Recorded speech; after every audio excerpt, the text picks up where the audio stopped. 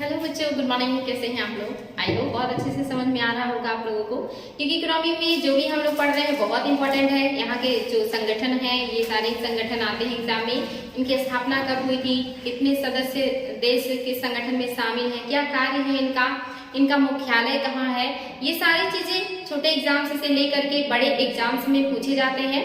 इसीलिए इसको केयरफुली देखिएगा, बार बार रिविजन कीजिएगा और कोशिश कीजिएगा नोट करने का।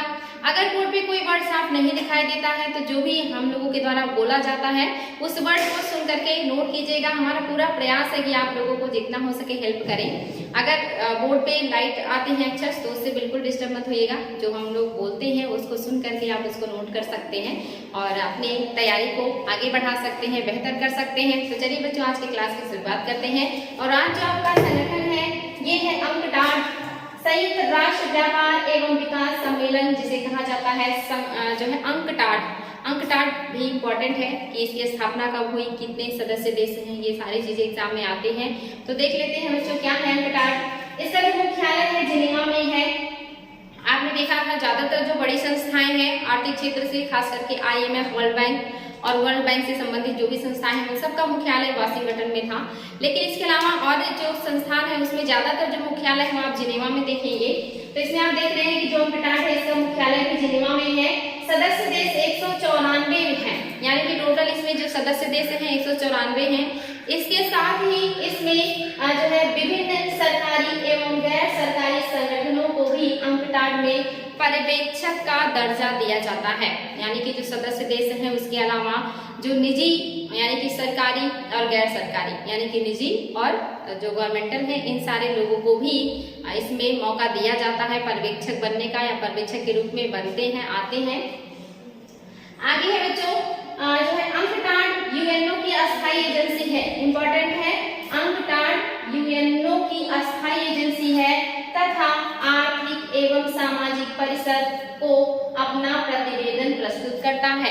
यानी कि ये अपना प्रतिवेदन किसको प्रस्तुत करता है, तो आर्थिक एवं सामाजिक परिषद को अंकटाड अपना प्रतिवेदन प्रस्तुत करता है। इंपॉर्टेंट है।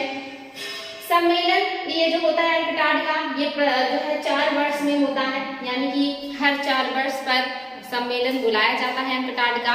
अब तक लगभग 14 सम्मेलन हो चुके हैं अंकटाड के, ये भी इम्पोर्टेंट है, ध्यान देंगे।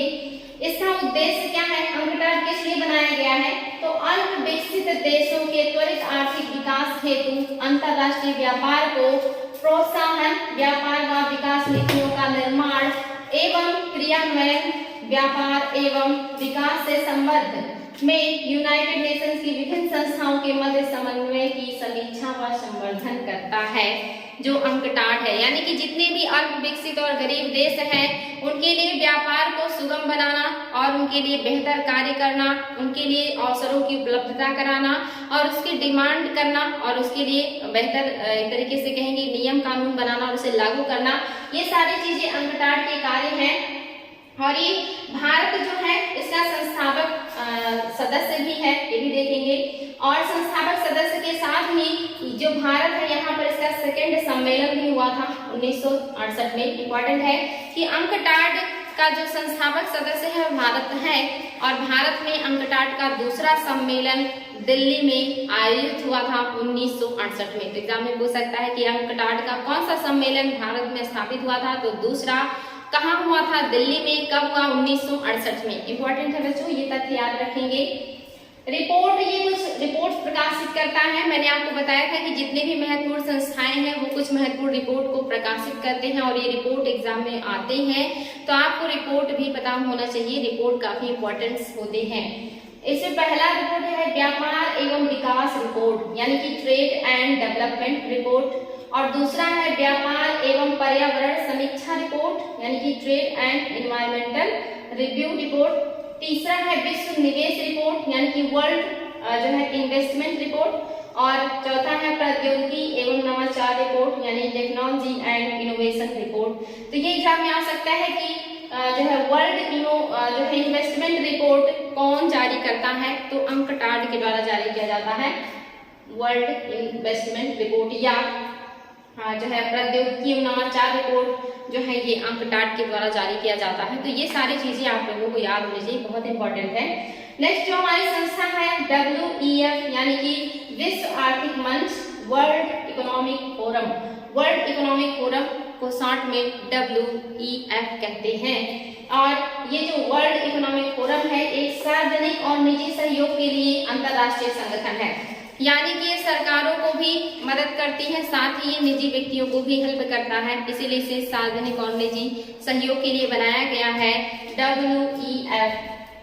तथा गैर लाभकारी संस्था है, यानी कि ये किसी तरह का लाभ प्राप्त नहीं करता है, ये गैर लाभकारी संस्था है जो निजी और सरकारी लोगों के मध्य में समन्वय स्थापित करने का प्रयास करता है।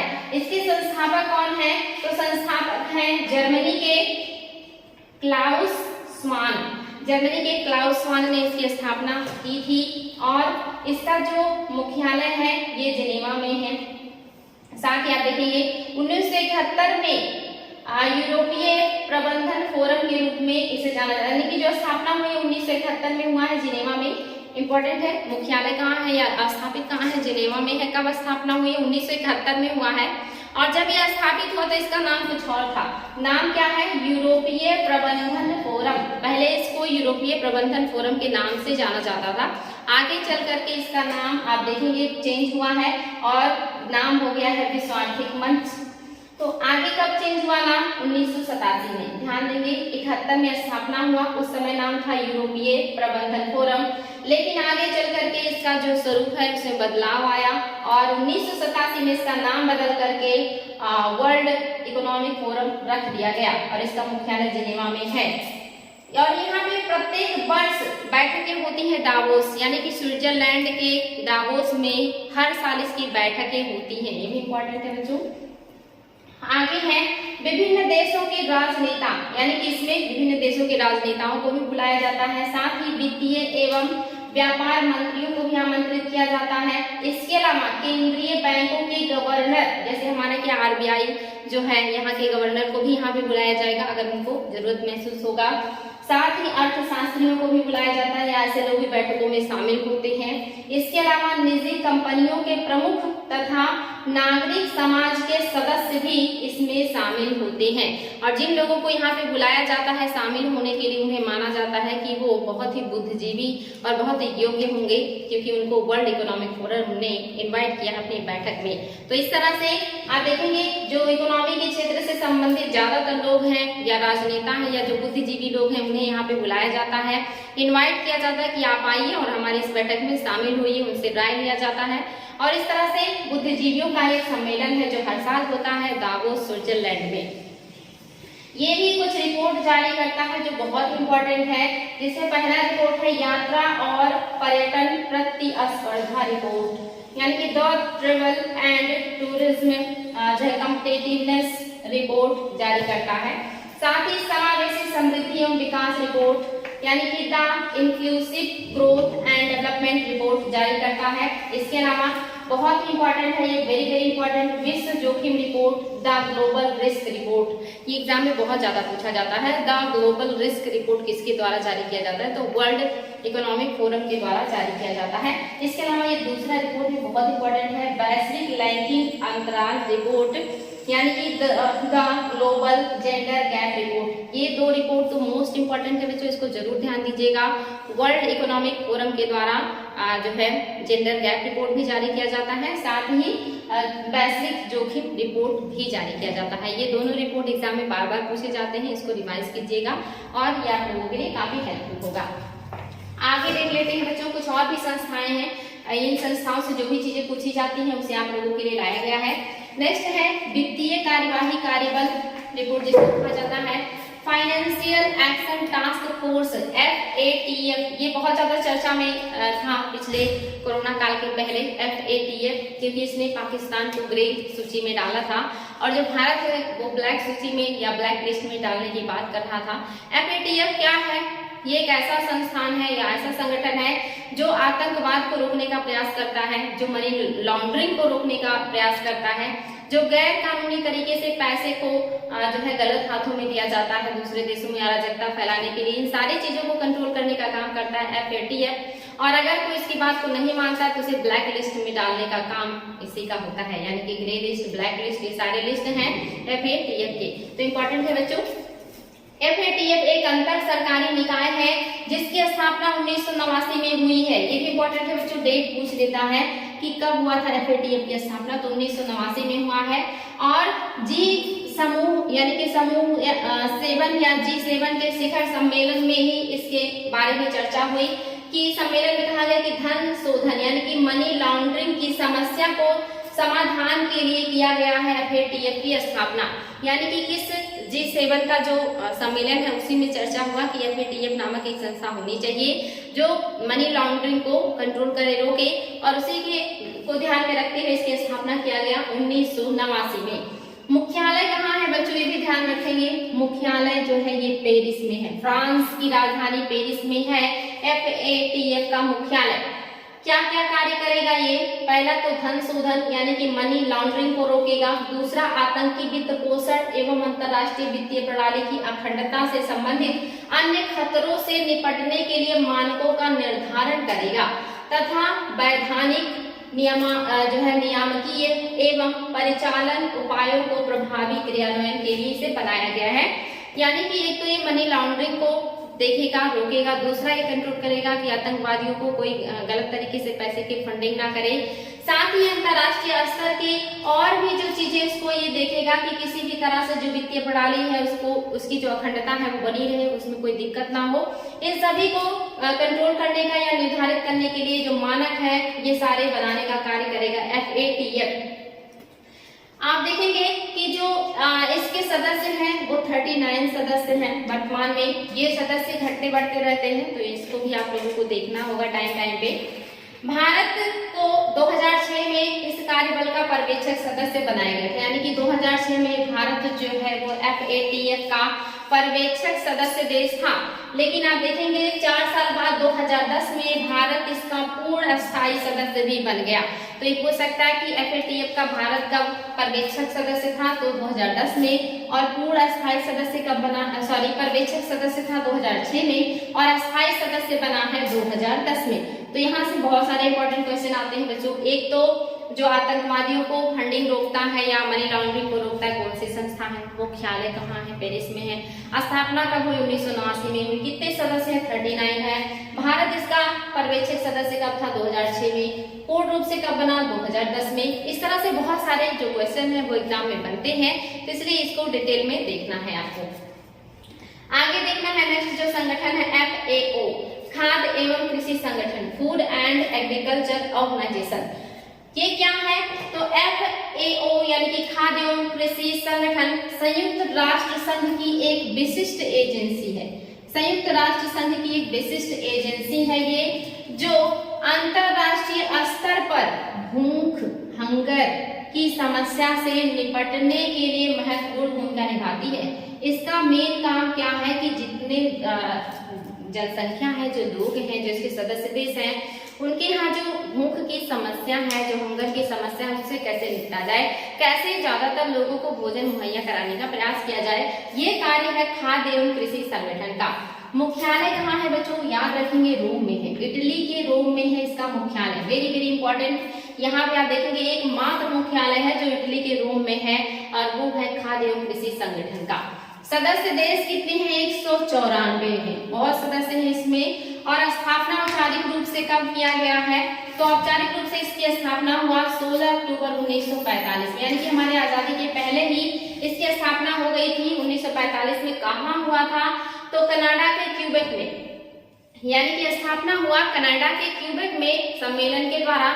लेकिन मुख्यालय कहाँ है, रोम में है। दोनों चीजें आती हैं एग्जाम में कि मुख्यालय कहाँ है और स्थापना कहाँ पर हुआ था। तो कनाडा के क्यूबेक में सम्मेलन हुआ और वहीं पे इसकी स्थापना की गई, लेकिन जो इसका मुख्यालय है उसको रोम में रखा गया है। लक्ष्य क्या है, जो है खाद्य एवं कृषि संगठन, इसका लक्ष्य क्या है, तो भूख, खाद्य और सुरक्षा तथा कुपोषण का उन्मूलन। यानी कि इसका मेन काम क्या है कि भूख का उन्मूलन किया जाए, खाद्य जो सुरक्षा है उसको सुनिश्चित किया जाए, साथ ही कुपोषण का उन्मूलन किया जाए। तो इस तरह का इसका लक्ष्य है। इसके अलावा गरीबी उन्मूलन, गरीबी को दूर किया जाए, सभी के लिए आर्थिक एवं सामाजिक प्रगति को बढ़ावा दिया जाए, यानी कि सभी के लिए आर्थिक और सामाजिक जो प्रगति है इसे सुनिश्चित करने का काम करेगा विश्व एवं कृषि संगठन। इसके अलावा वर्तमान यानी कि जो चल रहा है और भावी पीढ़ियां, जो आने वाली पीढ़ियां हैं, उनके लिए उनके लाभ के लिए प्राकृतिक संसाधनों जैसे भूमि, जलवायु एवं आनुवांशिक संसाधनों का संपोषण, प्रबंधन एवं उपयोग। साथ ही क्या करते हैं, जो वर्तमान में लोग हैं इनके लिए भी और जो भविष्य में आने वाले लोग हैं उनके लिए भी प्रबंधन करने का काम करते हैं। संपोषणीय विकास की बात करते हैं, यानी कि सतत विकास की बात करते हैं, या सस्टेनेबल डेवलपमेंट की बात करते हैं, या इसको धारणीय विकास या टिकाऊ विकास की बात करते हैं कि जो भी संसाधन है वर्तमान के लोग उसका उपयोग करें, लेकिन ऐसा करें कि भविष्य के लोगों के हितों को ध्यान में रखते हुए करें, इतना ज्यादा दोहन ना करें कि जो संसाधन है जो प्राकृतिक रूप से हमें मिले हैं वो आने वाली पीढ़ियों को ना मिले।